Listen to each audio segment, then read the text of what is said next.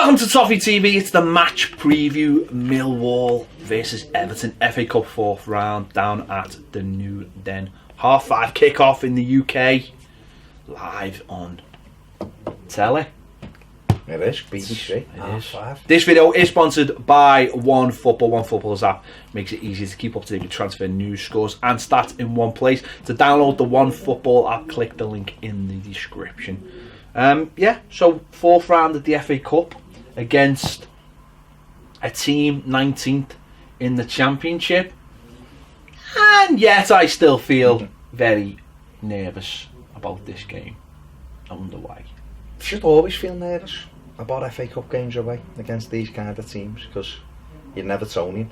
Historically, it says that we don't really brush these teams aside. We might beat them, but it's always a tough game, and expect nothing different at the weekend. I wouldn't be expecting anything different if we'd have won the last 5 or 6 games. I'd still be going. You can just see what kind of game it's going to be. Yeah. So, and that's what the FA Cup brings. It does. That's what it brings. Well, that's what it is. So it's about. That's why BBC have picked it to be their half game on Saturday. Well, I'm looking and probably thinking, well, Everton aren't playing well.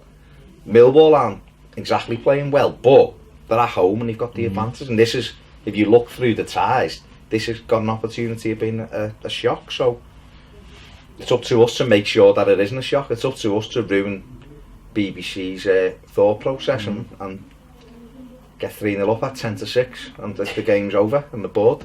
Well, we played them in, 2006. Yeah. Went to a replay. Goodison beat them 1-0. Tim Cahill goal. Obviously, former Millwall player. He'll be at Millwall on Saturday. Be interesting one for him. And you know, it's not comfortable going down there. They'll make it very difficult. It's probably not the worst place to go on a normal away game, but this being a big FA Cup tie, I'm sure they'll all be up for it. And again, that makes it just feel a little bit uncomfortable. Just the idea of going to Millwall just makes it feel uncomfortable. I don't know whether that'll. Well, there's a little bit of history. Well, there is a little bit between the two teams. But in 2006, you know, we had to. Ozzy scored late on, I think, to earn us a replay, and they done quite well that day. And then at Goodison, they were quite resolute, but I think Everton deserved the win. But it was Cahill slid in, didn't he? It was a bit of a scrappy goal. Yeah. We beat them 1-0, a bit of comfortable 1-0 win, but as comfortable as 1-0 can be. And Saturday they'll rightly be up for it. It's a change for them. They're not having a great season themselves in the league, so it's a chance. But you know, they should have beat Middlesbrough on Saturday. Last minute penalty for Middlesbrough. Denied them the 3 points, so that'll be confidence booster for them. You know, in the last round they beat Blackburn. Hull, sorry. Come from behind with 2 Shane Ferguson goals. Yeah, came off the bench, quite late on, wasn't he? So they'll be resilient. They'll be up for this, and I think that's where I suppose that's where the doubts are, isn't it? If you were going up against a team that was a pretty footballing side, I'd be a little bit more confident. But it's the fact that we're going to have to go into this game and we're going to have to dig in, and that's where my worries come from, because they're the kind of games that I just think, have you got the stomach for this? Have you got the bottle for this? If Everton go 1-0 behind against Millwall, can they pull themselves out of it? And that's where I think Saturday's such an important game. Is that just for the rest of the season? Never mind for the FA Cup. Is that, can you start showing something that you haven't been shown? Certainly over the last 6 weeks, that ability to dig in. You know, Saturday against Southampton, Brighton, you know, Leicester, New Year's Day at Goodison Park. The ability to just go somewhere and go, we're going to tough this out today. There might be tough moments. They might, you know, go a little bit long balled. Even times when we played Lincoln at home, you know, that game should have been dead and buried, but we allowed them back in the game, and then there was a couple of nervy moments. Nothing, you know, on terms of how much ball we had and how many chances, it should have been heavily skewed to us, but later on we're the ones who were getting a little bit nervy about it. So I think, for me, if we can go down there and get a result and really don't have to play well, that's not the thing that's necessarily been missing from Everton, although it has been missing from Everton. But that idea that you can just go somewhere and be a little bit resolute and just dig in and come away with a win. Yeah, it is. It's about resolution. It's about fight, and it's about taking the game to them. If Everton say it a lot of times, if Everton play at the very best, they'll win the game because they're a better side. Everything tells you they're a better side, better players. But Millwall will have the fight in the heart and be ready for the battle. So you're right. If Everton don't match that, then we're going to be in for a long afternoon, and it's going to ask questions of players this weekend. I think it's going to ask questions of the manager.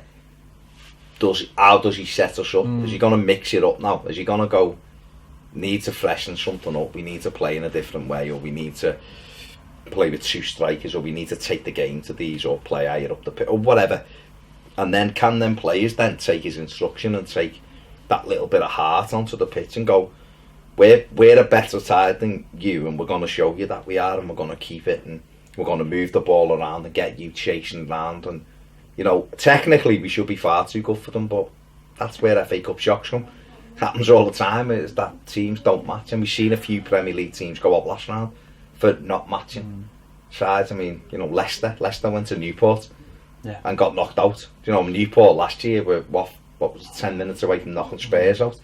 So excuse me, that's what can happen. Rochdale last year nearly knocked Tottenham out. I think Dele Alli scored late on, or Harry Kane penalty late on. So if you're not at your top level when you go into these games, then you're there to be shot at, and Millwall will be right up for it. They'll be right up for it. I mean, I think it complicated the fact that 74 hours later or something, we're playing Huddersfield away. That makes it a little bit different. What I mean is that you might look at it and go, well, I need to make sure I have players fresh for both games. Well, you can address one issue with fight and battle straight away by putting James McCarthy in midfield. Because the lad will be, no matter whatever else he does, he will battle and fight for you, and he won't have any issue with getting stuck in. That's all. And I think for him it's a big incentive. There's a game for you to get in, start, give him half an hour, give him a first half. If he's way off it, then you take him off. But knowing James, he'll be all over the pitch, and he's exactly what we need. Someone who'll put a couple of tackles in and let them know that we're here for the battle. Mina to be in for me, no problem. Straight in. We need a couple of people who were willing to stick their head in and get involved in little arguments on the pitch, because we got too many lads who are great footballers, but there's nothing behind them, and you don't ever want to use terms like snowflake, but some of our players are like that. They look great, but when they're pressed, they go into the shell. Attitude, isn't it? It's attitude. You ask something of them that, have you got that inside you? That's what makes good footballers.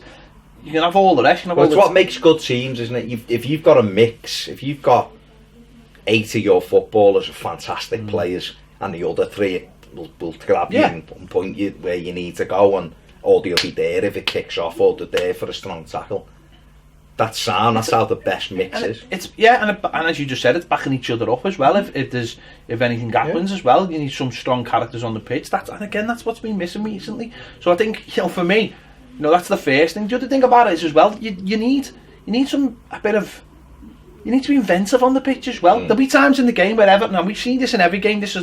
I'm not being disrespectful to Millwall. In every game we play, we enter Southampton at 60% of the possession. We don't do anything with it, and that's something that needs to be looked at Saturday. We've got a lot of ball, and they go, well, we're just putting men behind the.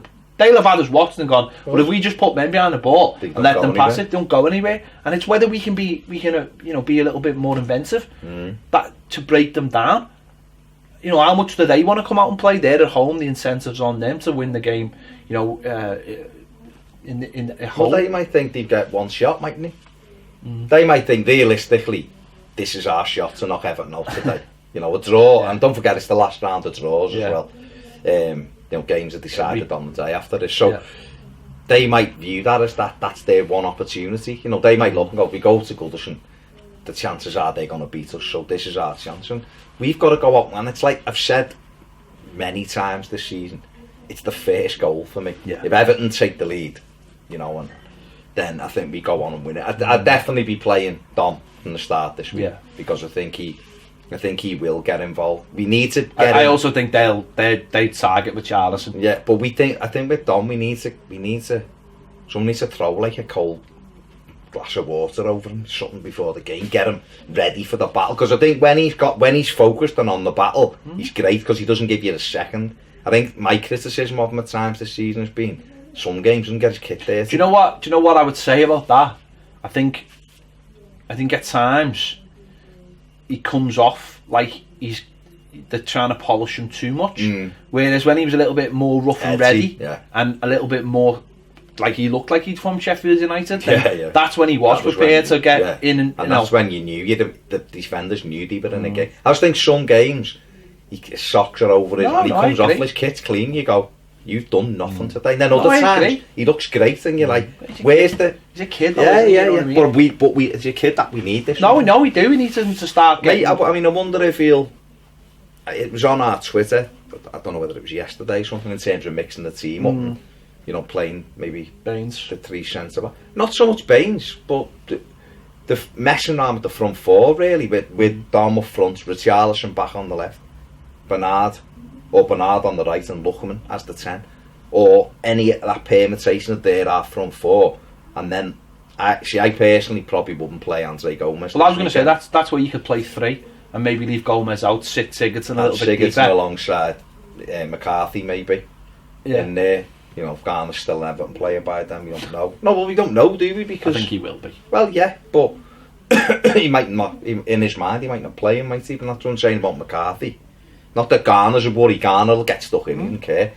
But we need someone to battle, and maybe you could go with Garner and McCarthy and have the other 4. Do you know what I mean? Because then you're getting insurance and you're getting no. But what I'll find interesting is if he goes to 3 at the back again, or will he stay with what he plays most weeks? Because you feel like something just needs changing. But just to freshen it up, people look and go, what difference is that going to make? Well, I'll tell you where 3 at the back would make a difference actually, is set pieces. Yeah. They'll look to hurt us on set pieces. If we've got the 3 of them in there, Keane, Zuma, that's one of the things again. Maybe that's why he looked at bringing 3 at the back. And when we did play Burnley, was not only offensively, defensively, he knew that they were going to throw a lot in the air. And that day, I know we did concede from a set piece, but it's Everton, isn't it? But a lot. Yeah, but that was but he still conceded. The second reaction, wasn't it? But but he still conceded.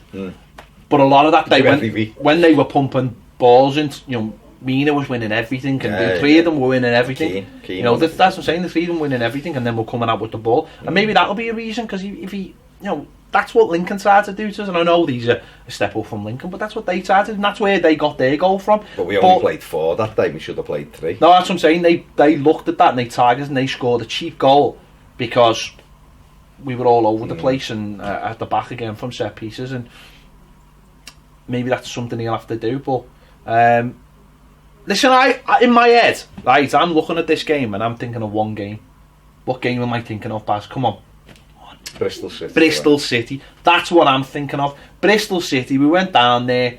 I hope it's not like that. I mean, I hope the results the same. I hope it's not like that. But we went down there and it was a little bit tasty. And to be fair, we got absolutely destroyed on the day.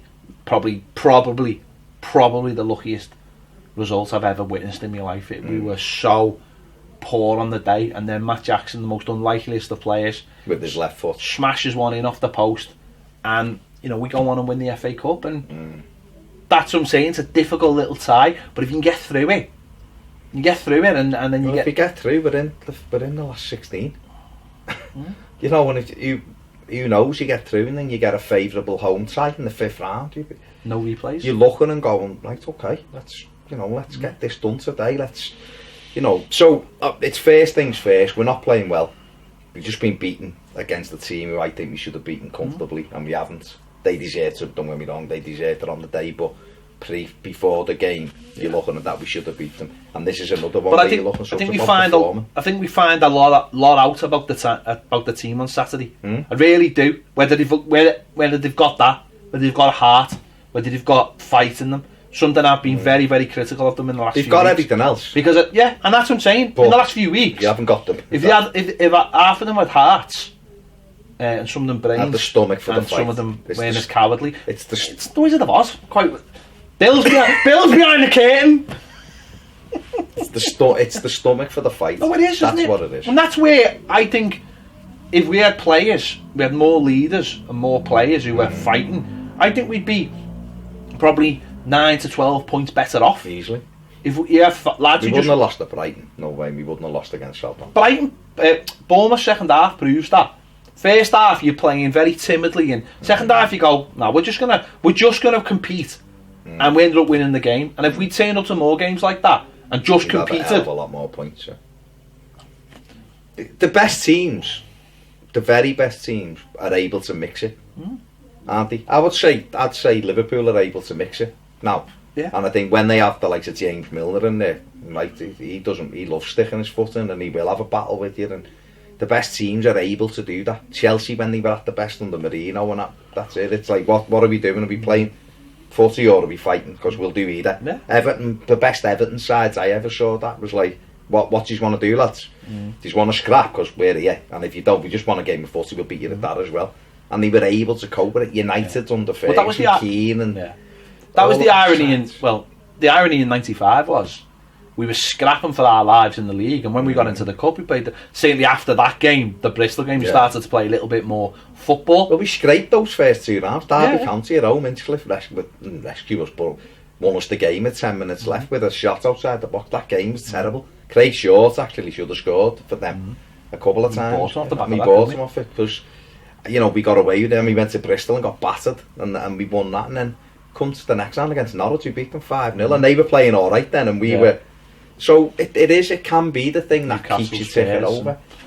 We were the underdogs for Newcastle because they were top 3 or something at the time. We were definitely the underdogs for Spurs, and then again for Man U. So you don't know where it takes you, but what you have to do is be able to. If we go to the New Den on Saturday and we get a result, we win 2-0 or whatever, and we get through it, and we've put in a battle and performance, people will go, all right, I can get behind these, because all right, they mightn't be winning every week, but they've shown a bit of heart and fight there to go with the football that they can play at times, and then you can take that to the next game. To which you need. We're going to need to do it again. I say this every week.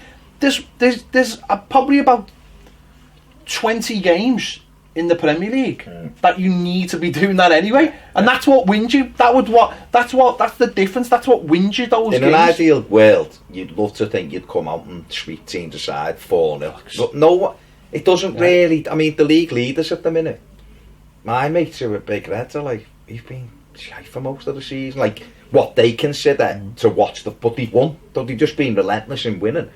But performance-wise, they all prefer last season because they were flowing and they were letting loads of goals in, but they were scoring 5s and 6s. This year, they're grinding out wins, and that's what you have to do. You have to be able to do it. And for us to progress, it's lovely being able to stroke the ball around and keep it and have 60-70%. But you've also got to mix it, and you've got to be clinical at the other end, and that'll be a big thing for Everton as well as the shots on target, because me and you have both been critical of, it's alright having 17-18 attempts on target if you're hitting shots, if you're hitting 3 of them on target, where's the other 15 going?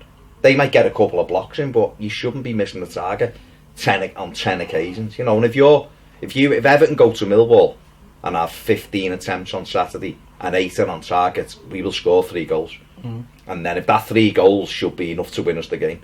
Because if we're letting more than 3 in against the Championship side, then we're in trouble. We'll see. But that's what it. Yeah. Players have got to stand up and fight and get some belief for themselves and for the fans as well. These won't be any mugs. We will have to go out and we will have to match from minute 1. I don't expect them to be. I expect the players to be up for it, and I expect the fans to be up for it, and our players have just got to turn up. It's as simple as that. Well, our fans will turn up. And our fans will be loud and be ready for it. So the players have to match our support. End of story. Yeah. Let us know your thoughts. Are you confident? Are you a little bit worried? What do you think? Let us know in the comments. Do you just want to see an Everton team go away somewhere and battle and get the win? Let us know in the comments. If you haven't already subscribed, please do. Click the bell for alerts so you know exactly when a video is out. And if you want more videos, come and join us on Patreon. It's sound. There's loads of videos. We talk loads more about loads of stuff. Links in the description of that as well. We'll see you later.